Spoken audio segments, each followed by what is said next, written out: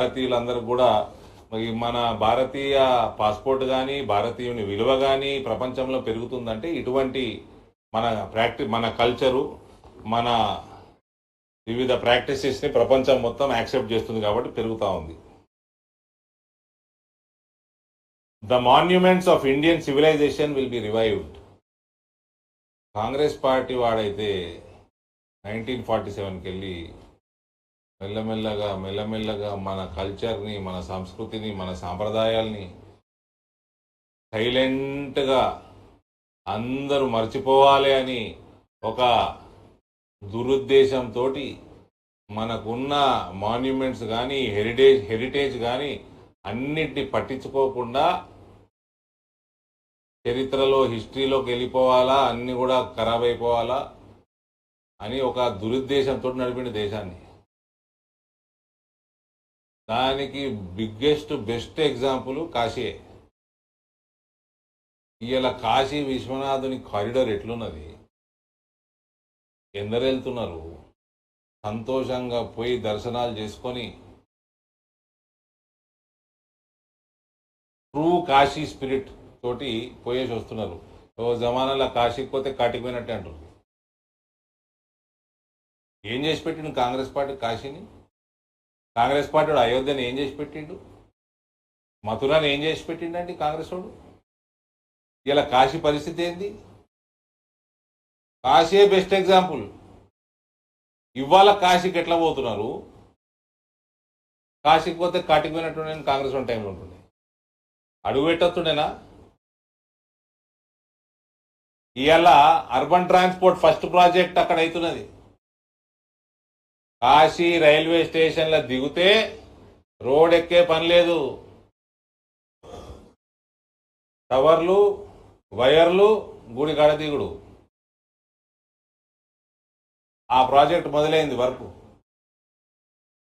First of it's kind in India ఆడ మొదలైంది. రోజుకి 1,00,000 మందిని తీసుకుపోయే కెపాసిటీ ఆ ట్రాన్స్పోర్టేషన్ ద్వారా. రోడ్ తోటి సంబంధమే లేదు. రైలు దిగు, పైకి ఎక్కు, కేబుల్ కార్లు ఉంటాయా ఏముంటాయో చూడాలి, పోవాలి, గుడి గడ దిగాలి, దర్శనం చేసుకోవాలి, మళ్ళీ ఎక్కాలి, రావాలి.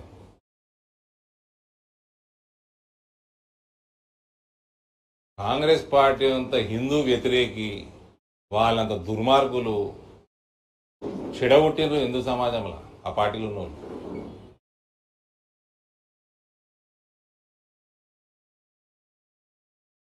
There will be collaboration with other countries to restore and revive the sites of monuments of Indian civilization. International collaboration తోటి మనకున్న మందిరాలు కానీ మనకున్న హెరిటేజ్ కానీ మళ్ళీ రివైవ్ చేయడానికి, రీడెవలప్ చేయడానికి పూర్తి ఫోకస్ నెక్స్ట్ నరేంద్ర మోడీ గారి 3వ టర్మ్లో ఉంటుంది. ఈ మధ్య ఇన్స్టాగ్రామ్ రీళ్లలో కూడా చూస్తూ ఉన్నాం. మస్తు విషయాలు తెలియనివి తెలుస్తూ ఉన్నాయి. కర్ణాటకలో మందిరం, మొత్తం పెద్ద గుడి, బ్రహ్మాండమైన కార్వింగ్లతోటి పిల్లర్లు. ఆ పిల్లర్లు భూమి మీద ఆనలేవు, భూమి మీద ఆనేలేవు. అవి మందిరం నిలబడ్డది దాని మీద. ఇప్పుడు ఈ పిల్లర్ ఉన్నది కదా, భీము పిల్లర్ వాయ్, కిందికి వాయ్, ఫుట్టింగ్ కాడికి వాయ్. ఆ పిల్లర్లు గాలి ఉంటాయి, తిప్పితే తిరుగుతున్నాయి. దాని మీద మందిరం స్లాబ్లు ఉన్నాయి. అది భారతీయుల ఇంజనీరింగ్ 1000 సంవత్సరాల కింద. బ్రిటిష్ వాడు కంటే ఎక్కువ డ్యామేజ్ మన కల్చర్ని చేసింది కాంగ్రెస్ పార్టీ వాడు.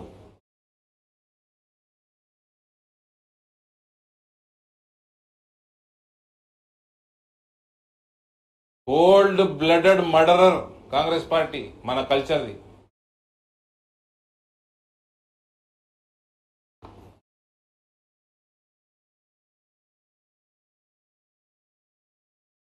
The legacy of Bhagwan Ram will be preserved and promoted. Ramayan Utsav will be celebrated with enthusiasm across the world by Pran Pratishtha of Ram Lalla.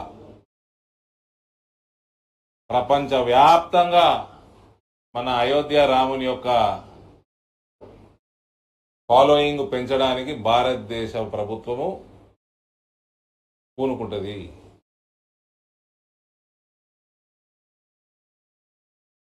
The fight against drugs will be further strengthened. గంజాయి విచ్చలవిడితనం, హైదరాబాద్లో ఏ hotel క్లబ్లకు గిదే పని,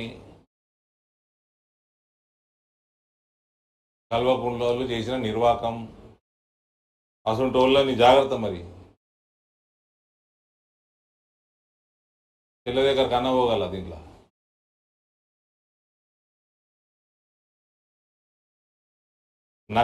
నక్సలిజంని పూర్తి స్థాయిలో మట్టుమాయం చేయడం పూర్తి భారతదేశం నుంచి. Implementation of citizenship amendment act. Jeevan Reddy గారు, మీ కోటేస్తేనేమో హిందువులకి మీరు పౌరసత్వం ఇయ్యరు, మా కోటేస్తే బాజాప్తా ఇస్తాం. మీరు ఏమంటారు? ఈ మధ్య సపోర్ట్ చేస్తలేరు. అప్పుడేమో టుకుడే గ్యాంగ్ తోటి కలిసి ఆజాదీ ఆజాదీ ఆజాదీ అనుకుంటా ఊరుకుంటా తిరిగిండ్రు పెద్ద మనుషులు మీరు.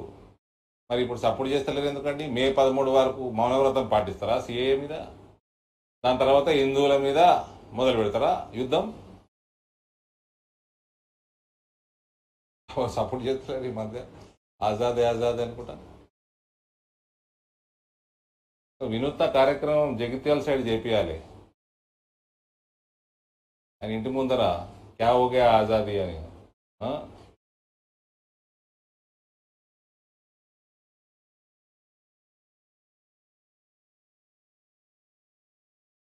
Strengthening of capacity of armed forces and central armed police forces. అది మిలిటరీ కానీ, పోలీస్ ఫోర్సులు కానీ, పారామిలిటరీ కానీ అందరినీ ఇంకా వాళ్ళకి ఇంకా స్ట్రెంగ్తన్ చేయటము, వాళ్ళకి ఎక్విప్మెంట్ ఇవ్వటము, వాళ్ళకి ఫ్రీడమ్ ఇవ్వటము. అందుకనే ఈ 10 ఏళ్లలో ఏడ సీరియల్ బాంబ్ బ్లాస్ట్ కాలే, ఏ టెర్రరిస్ట్ కూడా అటాక్ చేయలే. కాంగ్రెస్ వాడు వస్తే కరెక్ట్ అమావాస్యకి పున్నమికి ఫుల్ మూను, అమావాస్యకి నో మూన్ అన్నట్టు ప్రతిసారి ముహూర్తం తగ్గట్టు వస్తుండే సీరియల్ బాంబ్ బ్లాస్ట్ అవుతుండే ఈ దేశంలో. 10 సంవత్సరాల నుంచి బంద్ అయిపోయినాయి. 1 నేషన్ 1 ఎలక్షన్.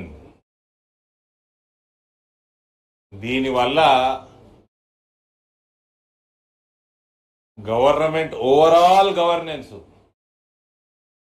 సెంట్రల్ గవర్నమెంట్ కానీ, స్టేట్ గవర్నమెంట్ కానీ, గ్రామ పంచాయతీ కానీ, మున్సిపాలిటీలు కానీ అన్నీ కూడా 5 సంవత్సరాలకు ఒకటేసారి ఎన్నికల మీద దృష్టి, మిగిలిన సమయం మొత్తం అంటే 60 నెలలలో నెలనో 2 నెలలు ఎలక్షన్ మీద దృష్టి, 58 నెలలు పని మీద దృష్టి. లేకపోతే ఈ మన దొంగలు, కాంగ్రెస్ దొంగలు లెక్క ఈ కోడ్ వచ్చిందని ఆపినాము, ఆ కోడ్ వచ్చిందని ఆపినాము, డిసెంబర్ 9 పోయి 100 రోజులు పోయి 15 ఆగస్టు, ఇటువంటి దొంగలకి ఇది ఒక మంచి అవకాశం దొరుకుతున్నది. దొంగ ప్రామిసులు చేసుకుంటా ఓట్లు వేయించుకొని అందరికి మోచేతికి బెల్లం పెడుతున్నాం. ఒకటేసారి గ్రామ పంచాయతీకి వెళ్ళి పార్లమెంట్ దాకా ఎన్నికలు అయిపోతాయి. దీంతో ఎన్ని వేల కోట్లు దేశం మిగిలితే జస్ట్ ఊహించుకోండి.